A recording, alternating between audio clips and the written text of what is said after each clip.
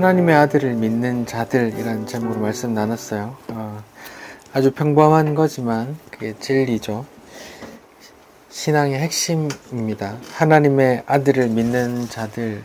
하나님의 아들을 믿는다는 건 먼저 하나님을 믿어야 되고, 하나님께서 구원자를 보내기로 했다는 그런 예언을 믿어야 되고, 그 예언의 대상, 그 예언되었던 사람이 예수다라는 이 세 가지를 믿어야 된다고 했습니다.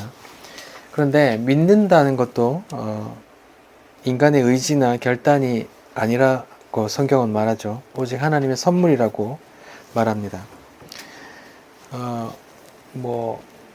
알미니안주의 신학 계열에서는 믿음이 인간에게 달려 있어서 인간의 의지로 내가 믿고자 하면 믿는 것이고 믿고자 안 믿기로 하면 안 믿는 것이다, 이렇게 말하는데, 그렇게 말하면 인간 측에서 천국과 지옥을 선택할 수 있게 됩니다.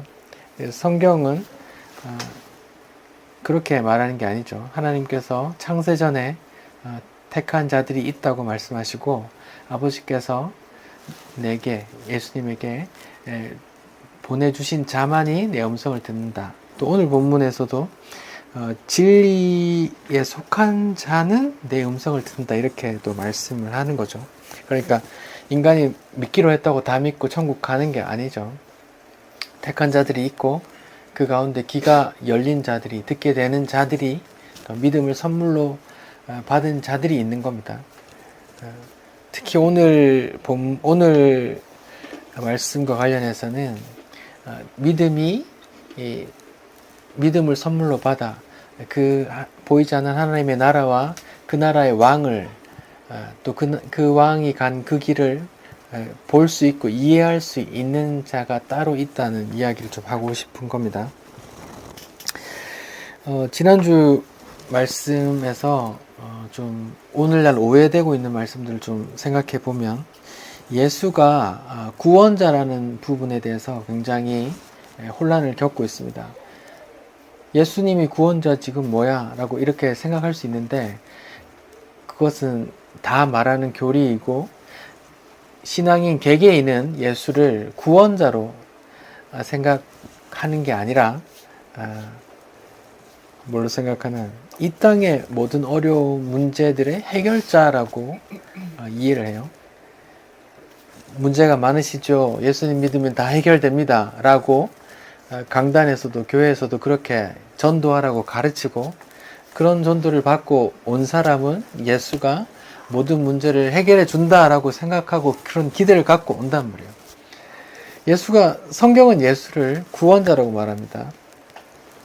마태복음 1장 21절, 아들을 낳으리니 이름을 예수라 하라. 이는 그가 자기 백성을 그들의 모든 문제에서 해결해 주실 자라고 말한 게 아니라, 이는 그가 자기 백성을 그들의 죄에서 구원할 자이십니다, 이렇게 나오거든요. 근데 이 부분을 그냥 막 바꿔치기 하는 것 같아요. 예수님은 이름에도 담겨 있듯이 자기 백성의 죄에서 구원할 자로 이 땅에 오셨지만, 오늘날 교세를 확장하기 위한 전도 폭발 프로그램들이 워낙 많아서 그게 휩쓸고 간 한국 교회 안에서는 예수가 죄의 구원자라기보다 이 땅을 살아가는 모든 심각한 문제의 해결자다, 이렇게 이제 소개되는 것 같아요. 이것은 다른 복음입니다. 예수는 자기 백성이 그들이 죄에서 구원할 자라고 분명히 나와 있죠. 또 예수가 주인이냐, 혹은 나를 돕는 협력자나 혹은 램프의 지니 같은 요정이냐, 이런 인식의 차이가 있는 것 같아요. 성경은 예수님이 주인이라고 말합니다. 성도의 주인이라고. 말씀을 읽어볼게요. 고린도전서 6장 19절 20절이요. 제가 읽어볼게요. 고린도전서 6장 19절 20절. 너희 몸은 너희가 하나님께로부터 받은 바 너희 가운데 계신 성령의 전인 줄 알지 못하느냐? 너희는 너희 자신 것이 아니라 값으로 산 것이 되었으니 그런즉 너희 몸으로 하나님께 영광을 돌리라 이렇게 말해요. 그러니까 이 말씀은 내 몸뚱아리, 내 인격, 내 자아, 나에게 허락된 모든 것들이 내 것이 아니라고 값으로 산바됐다. 우리가 값이 치러진 노예다. 이렇게 종이다. 이렇게 해석할 수 있는 거거든요. 그 베드로도 고백하듯이 주는 나의 주, 당신은 내 주님이시고 구원자시고 살아계신 하나님의 아들입니다. 이렇게 고백하잖아요. 이렇게 성경은 예수님을 성도의 주인으로 말씀하고 증언하지만 많은 성도들은 교회에 오는 많은 크리스찬들은 주님이 나의 주인이라기보다는 나의 삶을 서포트해주는, 나의 삶을 좀 더 행복하게 만들어주는 그런 조력자다, 협력자다, 혹은 내 소원을 들어주는 램프의 진이 같은 존재다 라고 인식하는 것 같아요. 그것은 성경이 증거하는 바가 아니고 다른 복음입니다. 그리고 예수님을 십자가 지신 분이라고 성경은 증거하지만 사람들은 그때나 지금이나 강력한 왕으로 인식하고 싶어 해요. 그래서 십자가에서 죽은 무력한 예수라기보다 전지전능하셔서 내가 원하는 거 다 들어줄 수 있는 그런 강력한 힘을 가진 분, 하나님께서 내가 주님께 기도하면 주님께서 이 세상 위정자들을 이렇게 조정해서 내가 원하는 대로 해줄 수 있는 그런 분으로 생각한단 말이에요. 그런 생각들이 다 이 시대 한국 교회 안에 널리 공감되고 있는 잘못된 복음이란 말입니다. 예수님께서 그런 부분을 지적하셨어요. 오병이어 사건에서 사람들이 수많은 무리가 자기를 따르니까 이렇게 말해요. 요한복음 6장 26절. 예수께서 대답하여 이르시되 내가 진실로 진실로 너에게 이르노니 너희가 나를 찾는 것은 표적을 본 까닭, 메시아의 표적, 사인을 본 것이 아니라 떡을 먹고 배부른 까닭이로다 이렇게 말해요. 예수님이 오병이어 사건으로 5,000명을 먹이니까 소문이 났어요. 그리고 이 사람이 우리의 지도자가 되면 나는 굶어 죽진 않겠구나라는 생각이 들고 다 쫓아다닌 거예요. 왜? 이 땅의 것을 주니까 주님은 그 따르는 무리의 마음을 아시고 이렇게 말해요. 그러면서 이제 나는 하늘에서 내려온 떡이니 내 살거피를 먹으라고 말하니까 막 어렵다, 이해 안 된다고 하면서 예수께서 이르시되 하나님께서 보내신 이를 믿는 것이 하나님의 일이다. 혹은 썩을 양식을 위해 일하지 말고 영생하도록 있는 양식을 위하여 일하라. 양식은 인자가 너에게 준다. 어떻게 하여야 하나님이 일을 하오리까? 이렇게 말하죠. 하나님을 믿는 것이, 하나님이 보내신 자를 믿는 것이 하나님의 일이라고 말하고. 그러니까 오늘날도 똑같이 오해되고 있단 말이에요.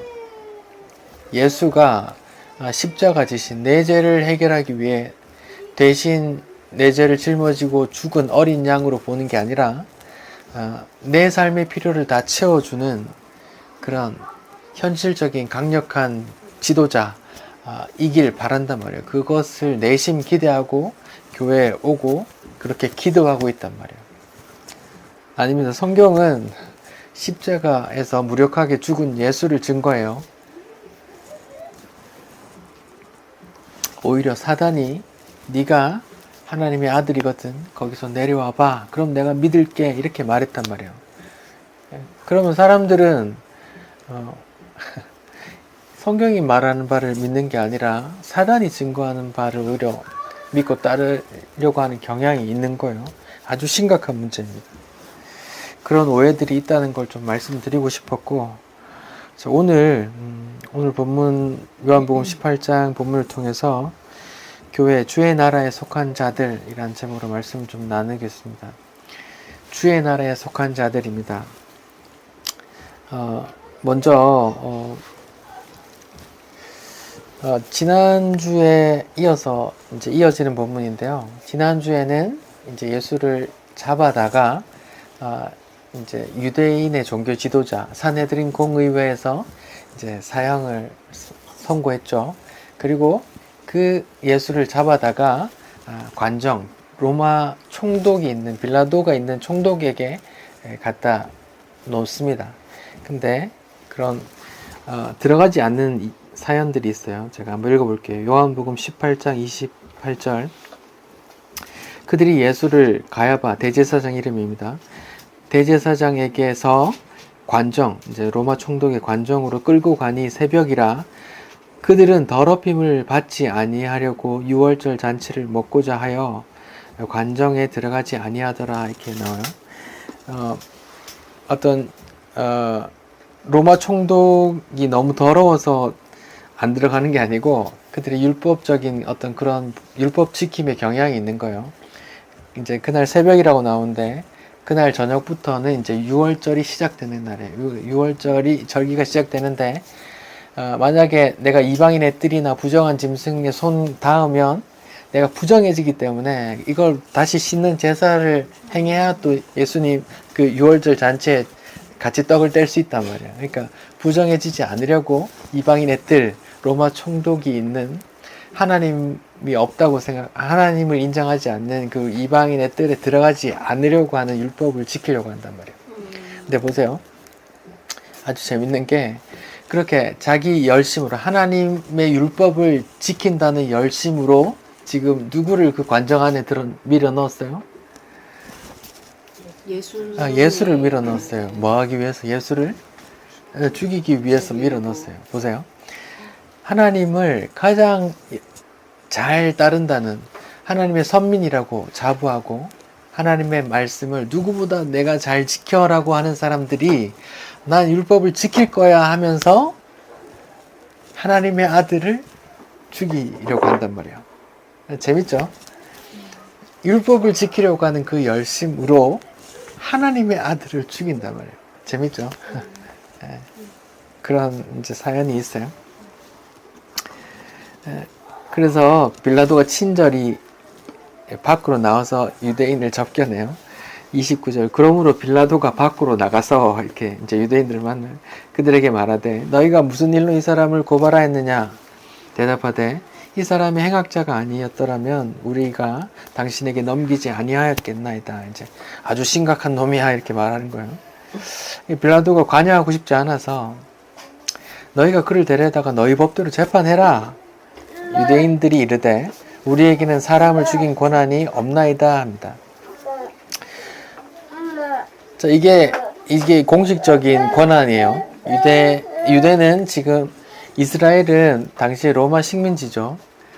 분봉왕 헤롯이 따로 있고 유대 지도자 산헤드린 공의회가 여전히 있지만 실제로는 누가 다스리고 있어요? 누가 정복자예요? 로마죠.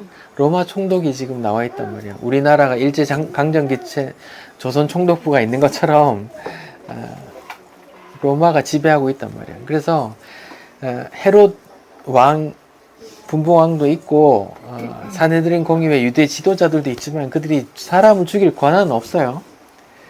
그런데 그게 암묵적으로 인정되었어요. 성경에 보면 그런 예들이 있죠. 누가 돌 맞아 죽었어요. 유대 사회 안에서. 사도행전에 보면 스데반 집사가 설교 한 편 하고 돌 맞아 죽이죠. 돌을 던져서 죽인다는 건 사람을 죽이는 권세가 있는 거예요, 없는 거예요? 그렇게 암묵적으로 용인돼 왔단 말이에요. 근데 지금 유대 사람들이 굳이 총독부로 또 이방인의 뜰로 예수를 집어넣는 이유는 뭐 여러 가지 이유가 있을 텐데 여기 성경은 이렇게 증가해요. 32절에 이는 예수께서 자기가 어떠한 죽음으로 죽을 것을 가리켜 하신 말씀을 응하게 하려 하심이라. 계속 이제 구약에서 예언자들 통해서 이제 예언을 하셨거든요. 내 아들은 저주받는 죽음으로 나무에 달려서 죽을 거야 라는 이제 그런 예언들을 이루시기 위한 거예요.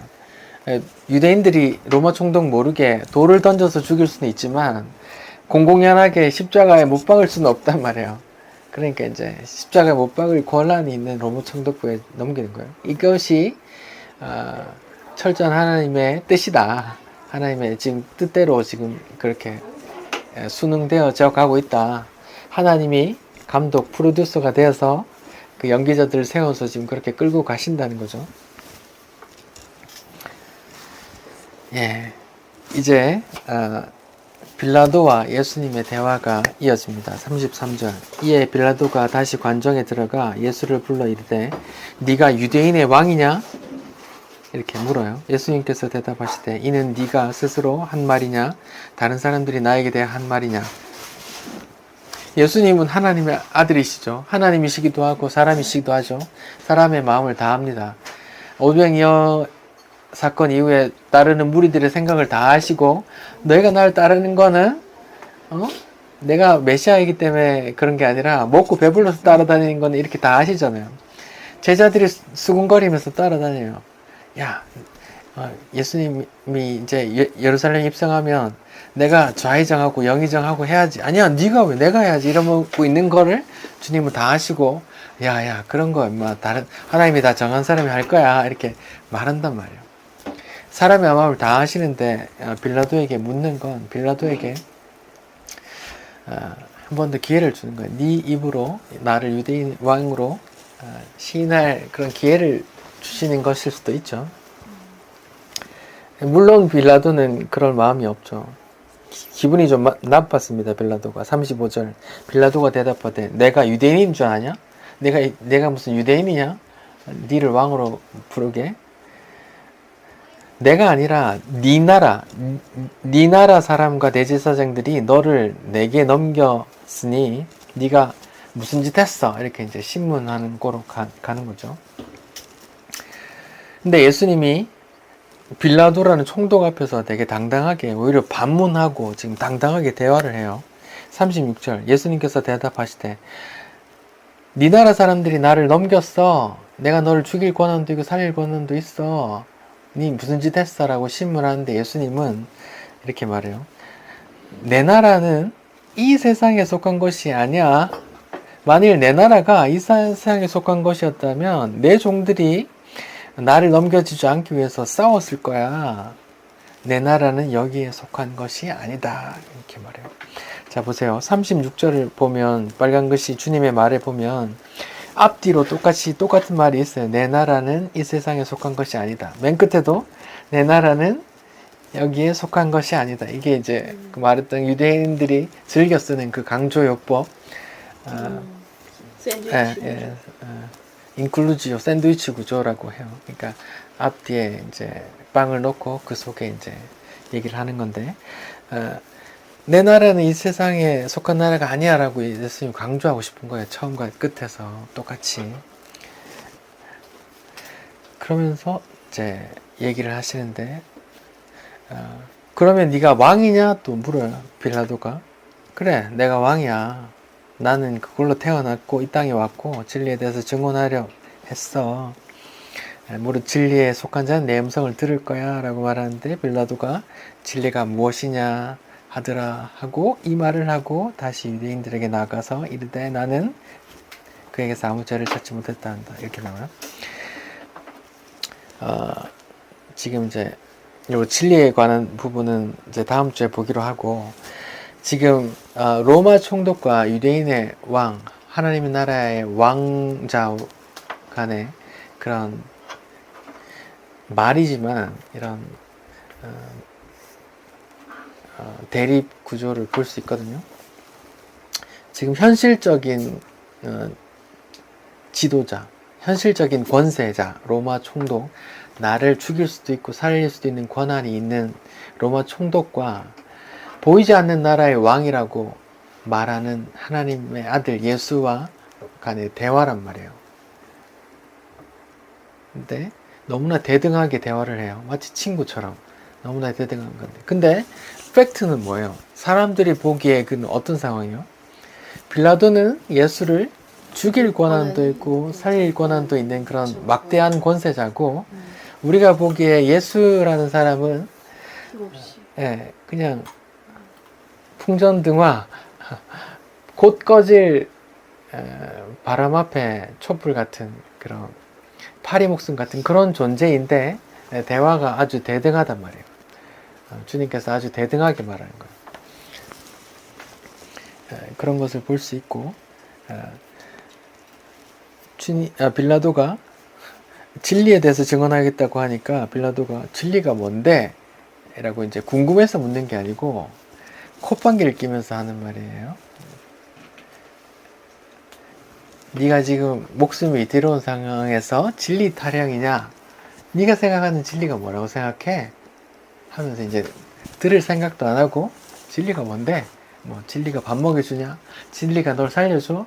이러면서 이제 나가서 이제 하는 말, 그런 상황이에요. 그런 상황인데 지금 36절을 중심으로 오늘 말씀을 한번 나눠볼게요. 36절, 아까 그 샌드위치 구조라고 말했던 내 나라는 이 세상에 속한 것이 아니다, 이렇게 말하는 거죠. 여기서 하나님 나라의 은닉성이라고 이제 좀 어려운 말이 나오는데, 하나님 나라의 은닉이라는 말은 뭐예요? 하나님 나라가 숨겨져 있다는 말이거든요. 감춰져 있다. 누군가에게는 보이고 누군가에게는 안 보이고, 그걸 보는 사람이 있고 못 보는 사람이 있다, 이런 말이에요.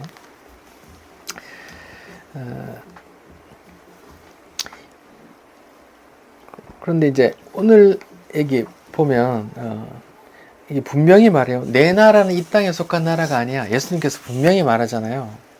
내 나라가 이 땅에 속한 것이었다면 내 종들 천군 천사들이 와서 너희들 다 쓸어버렸을 거야 라고 말하는데, 그러니까 그렇게 하지 않은 건 내가 이 땅의 왕으로 온 게 아니야. 이 땅의 현실 왕으로 온 게 아니야, 이런 말이거든요.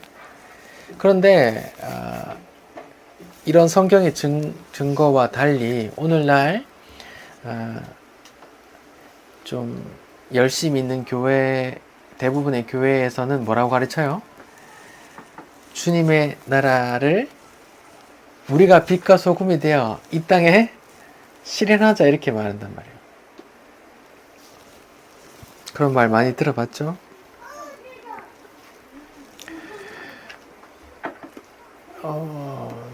빛과 소금으로 이 땅에 주님의 나라를 실현하자. 내가 이 땅에 성공하면 하나님께서 이 땅의 나라가 이루어지는 거야. 나로 인해 하나님의 나라가 이루어지니. 찬양도 있는 것 같은데. 나로부터 시작되리. 네, 그런 찬양도 있죠. 그러니까 주님께서 내 나라는 그분이 왕으로 계신 나라, 하나님 나라를 말해요. 하나님 나라는 이 땅에 속한 나라가 아니라고 말하는데, 주님을 주와 그리스도를 믿는 성도들이 주님의 말에 완전히 반대편의 말을 한다고요. 아니야, 주님의 나라를 이 땅에 실현시키자. 우리가 잘해서, 우리가 착하게 살아서, 우리가 옳은 일 많이 해서, 봉사 많이 해서, 우리가 성공해서 돈 많이 벌어서, 구제 많이 해서 세상 사람들한테 존경받고 하나님께 영광 돌리자, 이렇게 말한단 말이에요. 이런 생각이 팽배하니까 이 땅에서의 성공이 이꼴 주님의 나라 실현, 주님이 뜻이, 주님의 영이 임한 것처럼 그렇게 생각한단 말이에요. 내가 잘 되고 성공하면 주님의 나라가 나로 인해 임한 것 같고, 내가 망하면 주님의 나라가 나로 인해 막힌 것 같고, 이렇게 생각한단 말이에요. 그런데 주님은 분명히 말해요. 내 나라는 이 땅에 속한 나라가 아니라고 말한다고요. 지금 이 중요한 문제를 계속 생각해 보세요. 성경과 이 땅의 교인들이 생각하는 그 기독교가 괴리가 발생한단 말입니다. 이 땅을 변화시키자, 세상으로부터 교회가 존경받도록 애쓰자, 성도들이 세상에 잘 돼야지, 이렇게 공공연히 공유하고 있는 이런 생각인데, 그런데 이 논리가 성경과 부합하려면 이 오늘 본문이 다르게 쓰여졌어야 돼요. 이 논리가 성경과 부합하려면 오늘 본문의 내용이 다르게 쓰여져야 된다고. 아, 그래, 내가 유대인의 왕이야. 내 나라가 이 땅에 속한 것이니 내가 너희들 이제 곧 쓸어버릴 거야 라고 쓰여졌어야 된단 말이에요. 이 논리에 맞추려면, 성경과 부합하려면. 근데 오늘 성경 본문은 정반대란 말이에요. 내 나라가 이 땅에 속한 나라가 아니다. 그래서 나는 이제 그 나라로 갈 거야 하고 이제 십자가를 지러 가신다고요.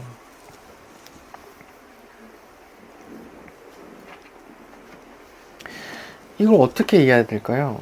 무력하게 끌려다니다가 십자가에서 죽으셨다. 근데 성경은 다른 본문에서 예수님은 하나님의 아들이고 만왕의 왕이라는 성경의 증거가 있는데 이걸 어떻게 해석해야 돼요? 이게 바로 하나님 나라의 은닉성이거든요. 하나님 나라 왕의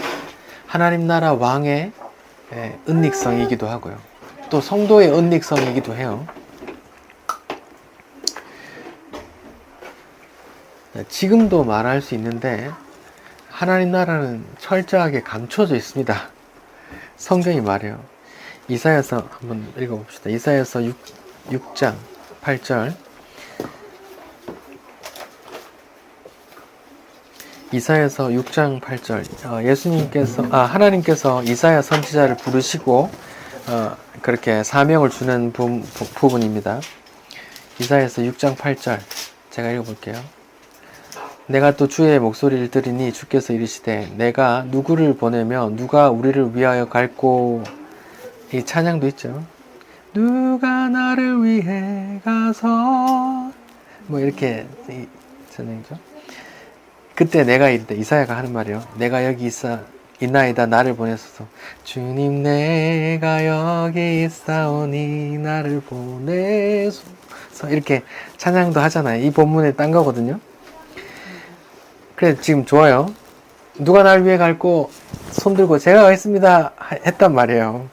근데 예수님께서 뭐라고 하냐면 9절. 여호와께서 이르시되 가서 이 백성에게 이르기를 너희가 듣기는 들어도 깨닫지 못할 것이고 보기는 보아도 알지 못하리라 하여 백성의 마음을 둔하게 하여 그들의 귀가 막히고 그들의 눈이 감기게 하라. 염려하건대 그들이 눈으로 보고 귀로 듣고 마음으로 깨닫고 다시 돌아와 고침을 받을까 하노라 하시기로. 이렇게 말해요. 누가 날 위해 가지? 누가 내 대신 좀 갈 사람 없나? 이사야가 손들고 제가 가겠습니다 했더니 그래 넌 가서 사람들의 눈 막고 귀 막아. 이렇게 말한단 말이에요. 왜? 그 사람들이 귀로 듣고 마음으로 깨닫고 다시 돌아와 고침 받을까봐 걱정돼. 이렇게 마시는 거예요. 은닉되었단 말이에요. 하나님의 나라가 감춰져 있단 말입니다. 누군가에게는 철저하게 덮어져 있고 누군가 제한된 사람에게만 열려져 있단 말이에요. 군에 가면 그런 보안 등급이 있거든요. 계급별로 볼 수 있는 그런 보안 등급이 달라요. 뭐 초급 장교, 소위 중위는 2급, 3급, 2급까지 볼 수 있고, 중령부터는 탑 시크릿, 최고 보안까지 볼 수 있다, 이런 그런 등급이 있는데, 하나님 나라도 그런 보안 등급이 있는 거예요. 마태복음 13장 봅시다. 마태복음 13장.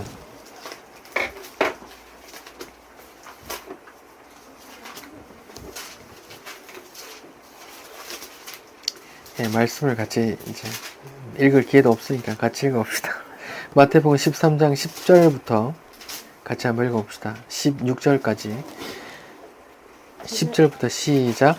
제자들이 예수께 나와 이르되 어찌하여 그들에게 비유로 말씀하시나이까?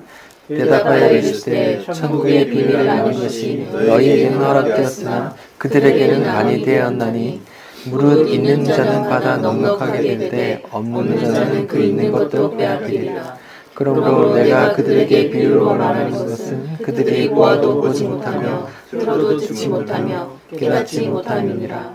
이사야의 예언이 그들에게 이루어졌으니 일렀을 때 너희가 듣기는 들어도 깨닫지 못할 것이요 보기는 보아도 알지 못하리라. 이 백성의 마음이 완악하여져서 그 귀는 듣기에 둔하고 눈은 감았으니 이는 눈으로 보고 귀로 듣고 마음으로 깨달아 돌이켜 내게 고침 받을까 두려워함이라 하였느니라. 그러나 너희 눈은 봄으로 너희 귀는 들음으로 복이 있도다. 아멘. 보세요. 보시면 13절에 보시면 천국 비밀을 아는 것이 너희에게는 허락되었고 그들에게는 아니 되었다. 그러니까 구분되죠. 너희 천국 비밀을 아는 너희와 천국 비밀을 모르게 눈과 귀가 닫힌 그 무리가 있단 말이에요. 그런 무리가 있단 말입니다. 그렇게 철저하게 감춰진 하나님 나라를 예수님께서 비유로 겨자씨 비유, 누룩 비유, 감춰진 보화 비유로 말씀하신다고요. 마태복음 13장 31절에 겨자씨 비유가 나오죠. 천국은 마치 사람이 자기 밭에 갖다 심은 겨자씨 한 알 같으니 이렇게 나오잖아요. 겨자씨 한 알, 깨보다 작아요. 그 겨자씨가 보이지도 않는 그 겨자씨가 이제 미미한데 무시받는 그런 존재인데 심겨져서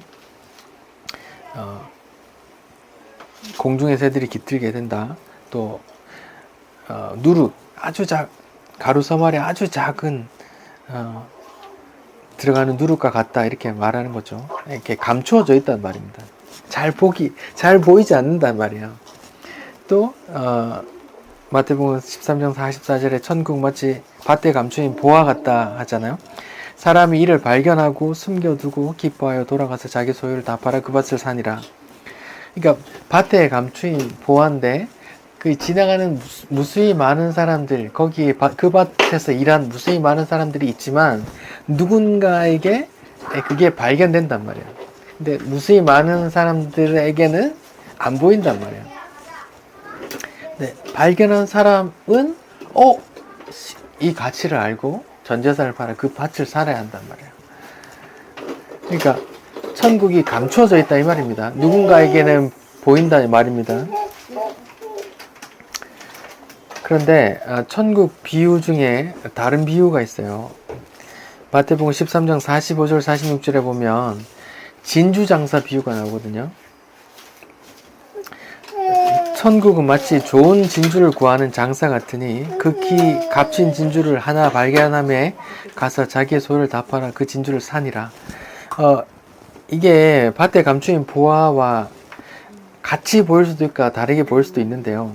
저는 다르게 보는데 밭에 감추인 보화를 우연히 발견한 게 우리 성도들의 입장이고 진주 장사는 그 진주를 찾아 헤매는 사람이에요. 진주 장사는 좋은 진주를 구하는 장사 같으니 값진 진주를 찾다가 발견하니까 그것을 자기 소유로 취하는 거예요. 그러니까 하나님께서 택한 성도를 찾아서 취한다는 그런 입장이 되는 거예요. 그러니까 숨겨진 걸 우연히 내가 발견하는 비유가 있고 또 하나님 입장에서 그 택한 자를 내가 쟤들에게는 천국 비밀을 알려줘야지 하고 이제 찾아다니고 그렇게 부르시는 비유가 있단 말이에요. 진주장사 비유도 그렇고 또 어떤 비유가 있냐면 잃은 양의 비유. 99마리 있는데 한 마리 잃은 양 가서 내가 찾아오잖아요.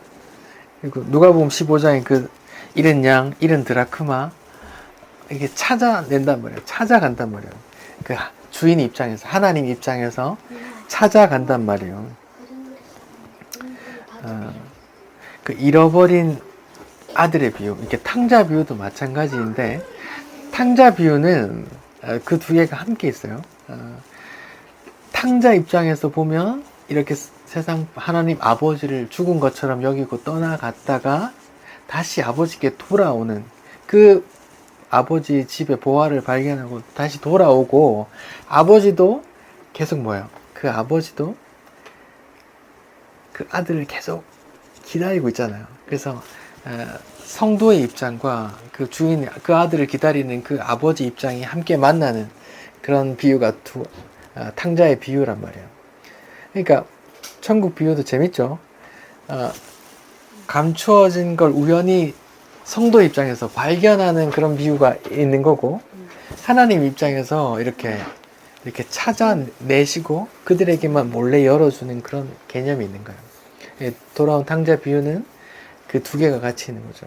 아버지께서 계속 기다리고 그를 기다리고, 어떻게 보면 그 아버지가 그 땅에 기근이 들게 망하도록 하나님께서 주도하셨을 수도 있죠. 그리고 그를 돌아오게끔 하셨을 수도 있고, 또 돌아온 탕자 그 성도의 입장에서는 또 그 아버지 집으로 다시 돌아가서 그 보화를 발견하는, 서로 이렇게 만나는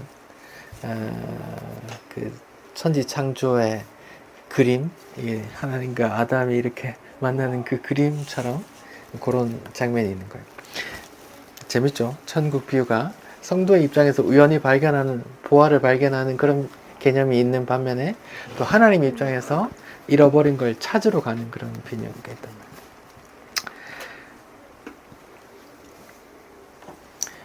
이것을 요한복음 6장에서는 이렇게 말해요. 예수님께서 요한복음 6장 65절 또 이르시되 그러므로 전에 너에게 말하기를 내 아버지께 오게 하여 주지 아니하시면, 그러니까 예수님께서 지금 말하는데 하나님 아버지께서 내게 오게 하여 보내지 않으면 누구든지 내게 올 수 없어, 이렇게 말해요. 그러니까 하나님께서 택한 자들을 예수에게로 보낸다 이 말이에요.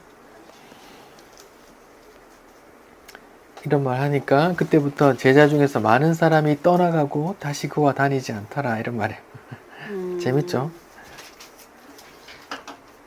그러니까 수많이 쫓아오는 그런 사람들을 쫓아보내고 어떤 사람은 또 남게 되고 이렇게 한단 말이에요. 갈라내시는 거예요, 계속. 그렇게 감추어진 하나님 나라와 그 나라의 왕을 단번에 알아보는 사람이 성경에 등장해요. 지금 계속 천국과 하나님 나라, 그 나라의 왕이 보이지 않고 감춰져 있다고 말하고 있어요. 제가 감춰져 있는데 그 나라와 그 나라의 왕을 단번에 알아본 사람이 있어요. 그 사람이 누굴까요? 보라! 하고. 예, 세례요.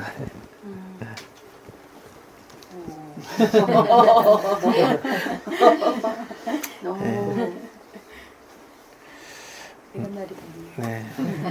요한복음 1장 29절에 보면 제가 읽어볼게요. 이제 요한이 세례를 주고 있는데, 이튿날 요한이 예수께서 자기에게 나아오심을 보고 이르되 보라, 세상 죄를 지고 가는 하나님의 어린 양이로다 하고 단번에 알아챈단 말이에요. 하나님의 나라는 감추어져 있어요. 하나님의 그 나라의 왕도 감추어져 있었어요. 그 빛이 세상에 왔으나 세상이 그걸 알지 못하더라. 그 나라도 감춰져 있고 그 나라의 왕도 감춰져 있는데, 하나님께서 그 길을 예비하라고 보낸 어떤 사람, 예수님의 사촌이고 예수님보다 6개월 먼저 태어난 그 세례 요한이라는 사람이 그 사람을 단번에 알아보는 거예요. 오! 하고 감추어져 있는데 그 사람이 알아보는 거예요. 그래서 사인을 한단 말이에요. 보라, 세상 죄를 지고 하나님 어린 양이다, 이렇게 선포를 한다고요. 내가 전에 말하기를 내 뒤에 오는 사람이 있는데 나보다 앞선 것은 그가 나보다 먼저 계심이라 한 것이 이 사람을 가리키는 말이야 라고 말해요. 이 사람, 그러니까 감춰진 하나님 나라와 그 나라의 왕을 단번에 알아본 세례 요한이 어떤 중요한 고백을 했는데요. 그 고백이 예수의 고백이기도 하고 예수를 따르는 모든 성도의 고백이기도 하거든요. 한번 찾아봅시다. 요한복음 3장이요.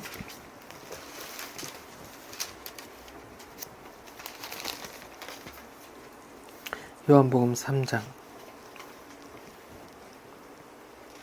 30절 한번 읽어봅시다. 시작. 그는 흥하여야 하겠고 나는 쇠하여야 하리라. 자, 보세요. 자, 저와 봄의 엄마가 있는데, 자, 제가 얘기해요. 봄이 엄마는 이제 망하시고 제가 흥할게요 하면 기분 안 좋죠.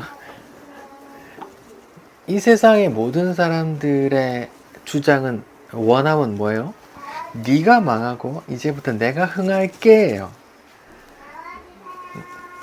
이제 네가 거기 있고 나는 앞서갈게요. 모든 세상의 사람들의 욕구예요. 바람이고 본능이에요. 근데 그런 죄인들의 본능에서 그 본능이 뒤집혀진 어떤 사람의 고백이 있는 거예요. 그 사람이 예수를 단번에, 그 감춰진 하나님의 나라와 그 나라의 왕을 단번에 알아본 어떤 사람이 고백을 하는데 뭐라고요? 나는 쇠해야 되고 그는 흥해야 돼, 이렇게 말해요. 나는 망해야 되고 그는 흥해야 돼, 이렇게 말해요. 이게 예수님의 고백이기도 하거든요. 예수님께서 십자가 지시기 전에 피눈물 흘리면서 기도했죠. 뭐라고 기도했어요? 주님, 이거 하나님 아버지, 이거 좀 내게서 이 잔을 좀 돌려주십시오. 피하게 해주십시오. 근데 뭐래요? 나의 원대로 하시옵고 맛이 없고 나의 원대로 맛이 없고 아버지의 원대로 하시옵소서. 그 말이 무슨 말이에요? 내 원함은 쇠해지고 거절되어지고 아버지의 뜻이, 아버지의 원함, 아버지의 뜻이 이루어지게 기도하는 거예요. 고백하는 거예요. 그러니까 세례 요한의 고백, 나는 망해야 되고 당신은 흥해야 됩니다라는 고백이 예수의 고백이기도 하거든요. 내 뜻, 내 원함, 이 십자가를 피하고 싶은 이 내 원함은 묵살되어져도 좋습니다. 다만 아버지의 뜻, 아버지의 원함이 이루어지게 해주십시오. 이렇게 기도한단 말이에요. 이게 주님의 고백이고, 주님의 길을 예비한, 주님의 길을 미리 갔던 세례 요한의 고백이기도 한단 말이에요. 세례 요한이 주님의 길을 예비한다, 주님을 증거한다, 또 주님의 길을 앞서갔다 했거든요. 그 사람이 고백이 뭐예요? 나는 쇠해지고 그는 흥해야 된다, 이 고백이거든요. 이 고백은 이 죄인들에게서 있을 수 없는 고백이에요. 모든 죄인은 원합니다. 이제 니는 망해, 이제 나는 흥할게, 이제 내가 잘 될 거야, 니는 잘 되지 마, 이렇게 말하는 게 모든 죄인의 고백인데, 그 하나님의 나라와 그 하나님의 왕을 알아본 어떤 사람이 고백하는데 뭐라고요? 나는 쇠해져야 돼. 내 계획과 내 뜻과 내 의지와 내 바람은 쇠해질 거야. 쇠해져야 해. 그런데 당신의 뜻은 이루어져야 됩니다 하고 자기가 부인되어지는 어떤 그런 고백을 한단 말이에요. 그 고백은 그 나라 왕의 고백이기도 하고 그 나라 왕을 따르는 모든 성도의 고백이 되기도 한단 말이에요.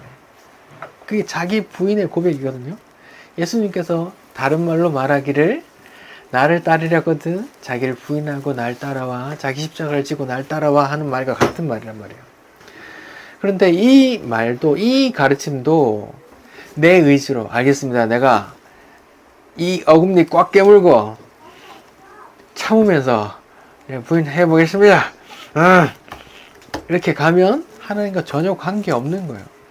성령께서 나를 그렇게 조금씩 굴복시켜 가시는데 내가 끌려가는 거예요. 베드로가 이제는 뭐예요? 네가 이제까지는 네가 원하는 대로 다녔거니와 이제부터는 네 팔을 다른 사람이 끌고 잡고 너를 네가 원치 않은 방향으로 끌고 갈 거야 하는 그런 거거든요. 그게 성령의 지배를 받기 시작하는 성도의 여정이고, 그걸 고백하는 게 내 뜻대로 마옵시고 아버지 뜻대로 되옵소서라는 예수님의 고백이고, 그 길을 미리 가셨고 예비하신 그 세례 요한이 했던 고백으로 바꾸면, 예, 나는 쇠해지고 당신은 흥해져야 될 겁니다. 성도들의 고백으로 하면, 주님, 나의 원함과 내 뜻과 내 계획과 내 소원과 내 바람은 점차 죽어가게 해주십시오. 다만 당신의 뜻이 이루어지는 게 맞습니다 하고, 내 뜻이 무력하게 거절당하고, 축구 뛰려고 갔는데 거절당하고 낚시하러 갔는데 축제한다고 못한다고 1시간 동안 자전거 타고 갔는데 열받는 거죠. 거절감. 그때 임질선이 기도하셨습니까? 주여, 내 뜻이 세해지는 게 하나님의 뜻입니다. 에이씨 하셨어요. 기도하셨어요. 힘 안 들이고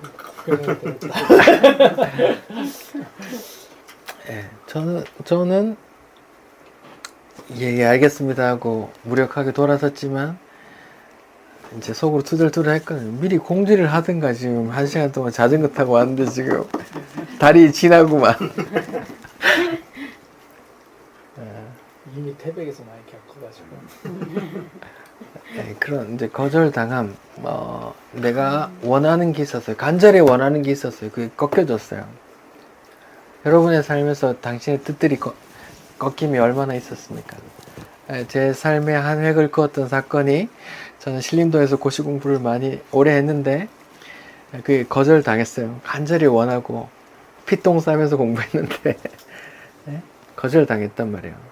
그때 나는 분노했지만 말씀을 보고 성경을 보면서 이제 자유할 수 있게 됐거든요. 내 뜻이 내 소원이 쇠해지는 게, 거절당하고 무력해지는 게 하나님의 뜻이구나. 세례 요한이 그랬고, 예수가 그랬고, 베드로가 그랬고, 바울이 그랬고, 그렇게 가는 거구나 배워진단 말이에요. 여러분이 성도라면 그런 과정이 다 있습니다. 이제 성도라면 이 말씀에 점점 가까워지면 갈수록, 성령님의 지배가 점점 커지면 커질수록 그렇게 순복해 간단 말입니다. 예. 이씨가 아니라 예. 이렇게 굴복해 간단 말입니다. 재밌죠? 세례 요한의 고백도, 예수님의 고백도, 베드로의 고백도 뭐 다 그렇게 가요. 똑같아요. 어떻게? 근데 날 때부터 성령 충만해서 태어난 그 세례 요한, 예수님의 길을 미리 갔던 세례 요한, 예수님의 고백을 똑같이 했던 세례 요한이 이 땅에서 어떻게 죽었습니까? 목 잘려가지고. 예. 마태복음 14장 3절부터 보면, 이제 헤롯이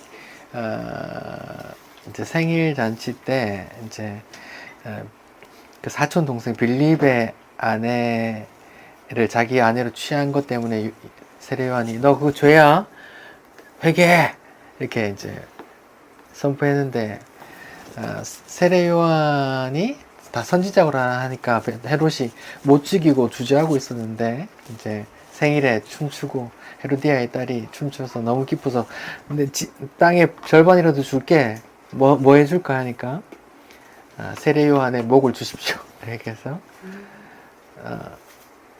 세례 요한의 목을 이제 쳐서 소반에 담아서 이제 선물로 기증됐단 말이죠. 저는 낚시를 해서 회를 많이 치는데 물고기 대가리를 많이 자르거든요. 그 물고기 머리에 신세가 내가 됐다고 생각하면 분노할 일이죠.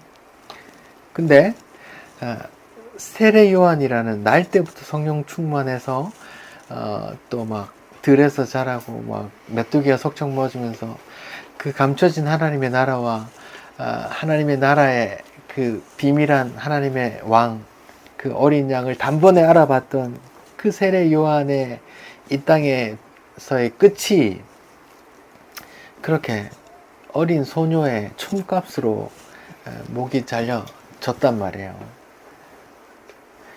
이 역시도 마찬가지거든요. 주님의 나라가 이 땅에 속한 것이라면 세례 요한이 그렇게 죽으면 안 돼요. 근데 세례 요한이 목 잘려 죽었다는 얘기를 예수님께도 전해졌거든요. 근데 예수님이 가만히 있었어요. 알고도. 그때 당시에 막 죽은 사람 일으키고 막 그렇게 기적을 행하는 바다 걷고 막 하시던 예수님이 세례 요한의 죽음을 막지 않으셨단 말이에요. 이야 하면서 능력을 써서 건져내지 않으셨단 말이에요. 왜? 그 길이 자기가 가야 할 길임을 알고 세례 요한이 그 길을 먼저 가고 있다는 걸 알고 또 그 길이 내 길이기도 하면서 또 나를 따르는 모든 성도들의 길이구나라는 걸 알기 때문에요. 슬프죠? 그 길이 우리 길이라는 걸.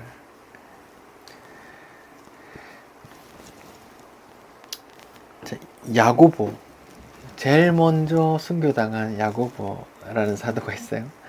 예수님의 제자 중에 이제 헤롯이 이제 유대인들의 마음을 사기 위해서 야고보라는 사람을 처음에 잡아서 죽여보니까 반응이 좋아. 그리고 베드로도 죽여야지 하고 감옥에 갇혔는데 감옥이 막 지진 나면서 막 문 열려가지고 나왔잖아요. 베드로도 뭐 이때 전승에 의하면 내가 어찌 내 주께서 가신 그 십자가를 따라가겠습니까? 나는 오히려 거꾸로 가겠습니다 하고, 지금도 성 베드로 성당에는 거꾸로 된 십자가를 이렇게 표시를 해놔요. 그 베드로 표시거든요. 이렇게 뭐 인터넷에서는 사탄의 표시다 뭐 이렇게 표시를 하는데, 그냥 유대 전승에 따르면 그 베드로 사도 일대 교황을 기리는 그런 의미이거든요. 뭐 바울도 유대 전승에 따르면 로마서에는 안 나오지만 전승에 따르면 로마에서 목 잘려서 머리가 3번 튀었는데 거기 머리가 닿은 곳 3곳에 우물이 솟았다 해서 지금 거기 로마 가면 거기 그대로 그 보존하고 있어요. 관광객 볼 수 있도록 해놨어요. 이렇게 목 잘려 죽었단 말입니다. 그 요한이라는 반모섬에 갇혀서 90세가 넘도록 심각한 노역에 이끌려야 했던 그 요한이라는 사도 빼고는 다 그렇게 순교 당했어요. 그러니까 뭐 세례 요한이 갔고 예수가 갔고 다른 사도들이 갔고, 또 히브리서 11장에 보면 믿음의 그 구약의 사도들도 그렇게 갔단 말이에요. 히브리서 11장 36절 이하에 또 어떤 이들은 조롱과 채찍질, 결박과 옥에 갇히는 시련, 돌로 치는 것과 톱으로 켜는 것과, 예레미야가 톱으로 켜서 죽임 당했다고 이렇게 유대 전승에 나오거든요. 시험과 칼로 죽임을 당하고 양과 염소의 가죽을 입고 유리하며 궁핍과 환난과 학대를 받았고, 이런 사람 세상이 감당하지 못하느니라. 그들이 광야와 산과 동굴과 토굴에 유리하였느니라. 그렇게 그 로마의 그 지하 교회가 뭐죠? 카타콤베 교회 그런 길에서 살았단 말이에요. 이런 사람은 세상이 감당하지 못하는 일이라고 돼 있어. 이게 똑같은 말이에요. 내 나라는 이 땅에 속한 나라가 아니란 말입니다. 그 세례 요한이 미리 그 길을 갔고, 주님이 그 길을 갔고, 사도들이 그 길을 갔고, 구약의 선지자들과 예레미야 사도들이 그렇게 갔단 말이에요. 그런 길을 갔는데 바울이 성도들이 주저할까봐 이런 말 미리 한단 말이에요. 고린도전서 15장 19절에 만일 그리스도 안에서 우리가 바라는 것이 다만 이 세상 삶뿐이면 모든 사람 가운데 우리가 더욱 불쌍한 자다, 이렇게 말해요. 불쌍해도 이렇게 불쌍한 사람들이 없어. 만약에 부활이 없다면. 근데 부활이 있어. 주님의 나라가 거기 있어. 이렇게 말하고 있단 말이에요. 그러니까 이게 공공연한 길이에요. 이런 사람들은 세상이 감당치 못하니라. 이들이 받는 평안은 세상이 주는 평안이 아니다. 말이에요. 내 나라는 이 땅에 속한 나라가 아니라고 말한다고요. 그런데 오늘날 성도들은, 오늘 대부분의 성도들은 공공연하게 생각한단 말이에요. 뭘? 이 땅에서 성공하고 축복에 성공하고 잘나고 자랑할 게 많은 사람은 하나님께 축복받았다고 말한다고요. 나로 인해서 하나님의 나라가 이루어진다 이 땅에, 이렇게 생각한단 말이에요.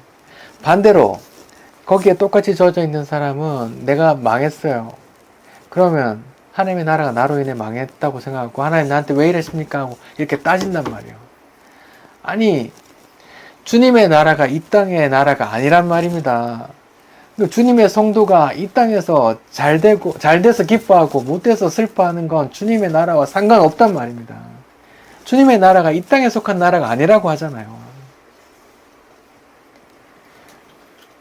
근데 이 땅에서 잘 되면 우리 기뻐하잖아요. 못 되면 우리 한탄하잖아요. 그때 우리가 기도해야 돼요. 어떻게 기도해야 돼요? 주님, 제가 시험에서 1등 했는데 주님의 나라가 이 땅에 속한 나라가 아니라고 했는데 주님, 저는 왜 이렇게 기쁩니까? 저는 이 땅에 속했나 봅니다. 아직도. 주님, 저를 죽여가 주십시오. 이렇게 기도해야 된단 말이에요. 성도의 기도란 말이에요. 그게 세례 요한의 기도이기도 하고 고백이기도 하고. 그런데 이 땅의 성공 이퀄 주님의 하나님의 축복, 이렇게 이제 공공연하게 연결된단 말입니다. 성경과 정반대의 이야기예요. 주님의 나라는 이 땅에 속한 나라가 아니라고 그랬고, 주님을 따르던 선지자들과 사도들이 다 그렇게 처절한 불쌍한 죽음을 맞았는데, 그걸 어떻게 해석할 거예요? 주님, 이 땅에서 성공이 주님의 축복이라고 보면, 그 주님의 축복을 제일 많이 받았던 그 사도들은 왜 뭐 하는 거예요 지금? 그런 거 아니란 말입니다. 다르잖아요. 요한계시록에 그런 성도들의 모습이 이렇게 나와요. 요한계시록 6장 9절부터 한번 읽어봅시다. 요한계시록 6장 9절.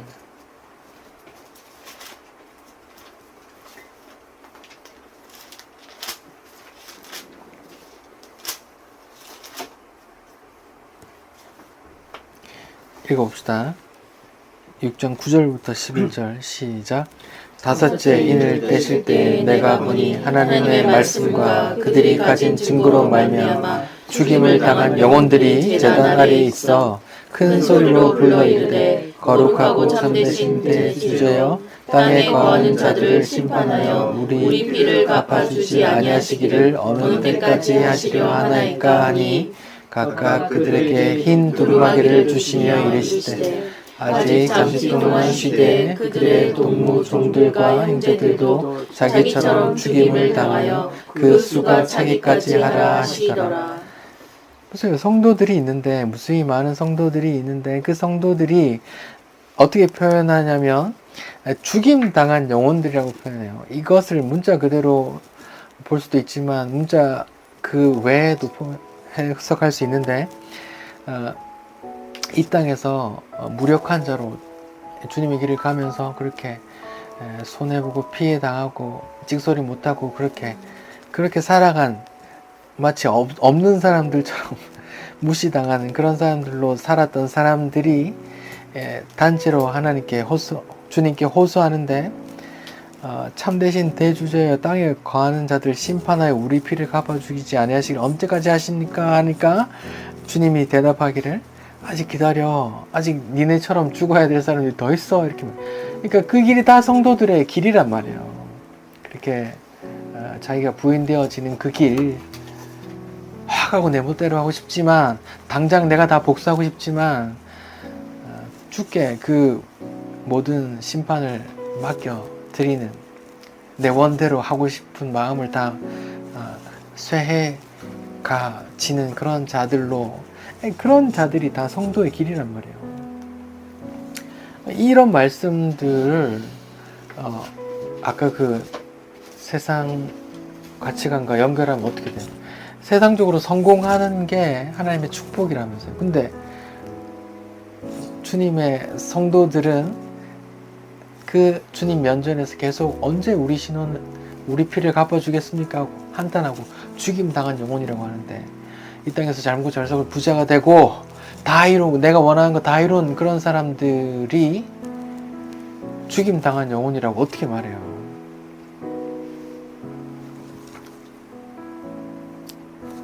자기 부인의 길이란 말입니다.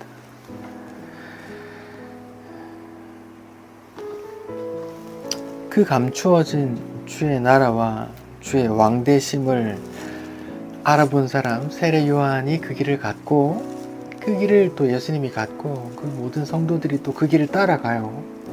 자기가 부인되어지고 자기 의지와 자기 소원이 이렇게 무력화되는, 무시당해지는, 그리고 그분이 흥해져야 된다. 하나님의 나라가 이루어져야 된다. 그 뜻이 이루어져야 된다. 당신이 흥해야 됩니다. 나는 쇠해야 됩니다. 라는 그 고백이 다 우리의 고백이 되는 그런 복이 있었으면 좋겠습니다. 보면 뭐 어때요? 이런 설교, 이런 말씀 들으면 반갑지 않죠? 반갑고 그런 것보다 좀 생각하게 되는 것 같아요. 최근에 제 교회 동생이 이제 얼마 전에 죽었는데, 내가 이 땅에 오랫동안 사는 게 아니겠다. 내가 어디를 바라보고 살아야 되는지에 대한 계속 고민이 되는데, 약간 좀 제가 장사를 하고 있으니까 지금 말씀 들었을 때는 그러면 내가 이거를 내려놔야 되나? 이런 1차원적인 생각이 드는 거예요. 근데 그러면서 주위에 이제 또 어떤 같이 믿음의 길을 가고 있는 동역자들을 봤을 때 하나님이 내 어떤 공간에 대한 거를 내려놓지 않고 이게 중요한 게 아니라 내 마음을 더 보시겠구나. 그러면 내 마음의 중심이 내가 이게 장사가 되든 되지 않든 하나님이 이 순간순간에 내 마음이 하나님께 올바로 있기를 원하실 텐데 내 마음이 그렇지 못할 때에는 지금 말씀하신 것처럼 기도로 하나님을 붙잡고 있어야겠다 그런 생각이 들었고, 그리고 또 내가 그 공간에 오는 사람들과 교제를 할 때가 많은데, 그럼 내가 그 순간에 하나님께 나한테 기회를 주신다면 그들과 주님의 사랑을 나눌 수 있는 준비가 되어야 되겠구나 이런 생각이 좀 들었어요. 예, 제가 말씀에 당신 가게를 접어라 이렇게 안 나와있죠. 다들 그렇게 오해하는데 그게 아니죠. 또 내 의지로 이거 다 잘라야 돼 하고 내 허벅지를 송곳으로 찌르면서 자기 부인을 해가는 것도 그것도 가식이고 죄악이거든요. 그러니까 내 안에 성령께서 이렇게 지배해 가시는 그런 것에 나는 지배 당할 준비를 하는 거죠. 성령의 지배에 성령님의 주인 되심, 주권을 인정해 가는 거죠. 그런 거죠. 성령에 의해서 행해지지 않으면 다 불법이에요. 불법을 행하는 자는 내게서 떠나가라요. 그게 성령께서 이루어지는 자만 하나님과 주님과 관계된 자들이니까. 근데 그 고백, 이제 그 공통된 고백, 그는 흥하여야겠고 나는 쇠하여야겠다는 그 고백은 일단 죄인의 본성이 지배하는 이 세상에서는 완전히 다른 고백이에요. 그 고백을 자기 의지로 한다고 해도 그것 또한 자기 의로 갖추는 거기 때문에 그것도 또 성경이 말하는 그 고백이 아니란 말입니다. 그러니까 성령께서 인도하는 것이어야 한다는 거죠. 네, 그런 겁니다. 이렇게 성경은 계속해서 자아를 긍정하고 알 수 있다, 해봐라, 네 욕심껏 해봐라, 내가 다 밀어줄게, 이런 취지가 절대 아닌데, 많이들 그렇게 오해하잖아요. 쉽게 예수님을 내 주인이요 구세주로 구원자로 믿는 게 아니라 내 행복과 내 성공을 위한 조력자로 인식하는 거예요. 그 틀부터 다시 세워야 된단 말이죠. 주인이시고 오늘 내 영혼을 거두어 가실 수 있는 분이시죠. 그분이 우리 삶의 주인이시기 때문에 이제 수고했다 동간아, 이제 그만 오렴 하면 가야 되는 거잖아요. 그런 입장에서 볼 때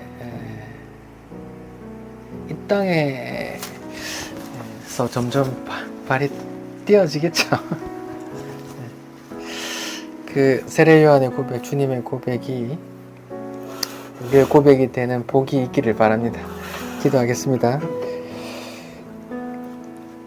주님,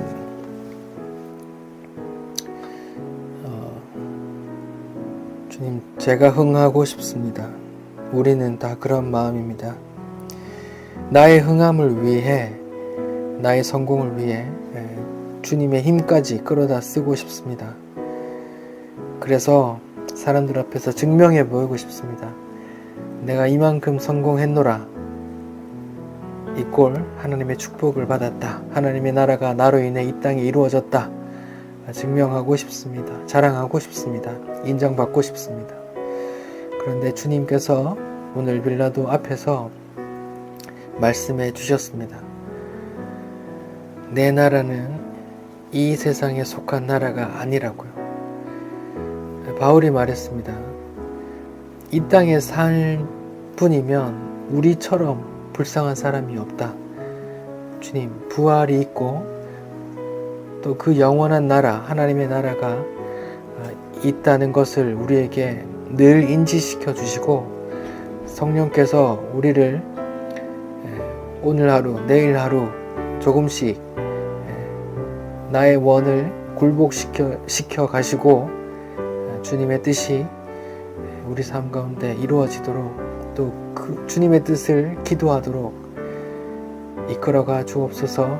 감사합니다. 예수님 이름으로 기도드립니다.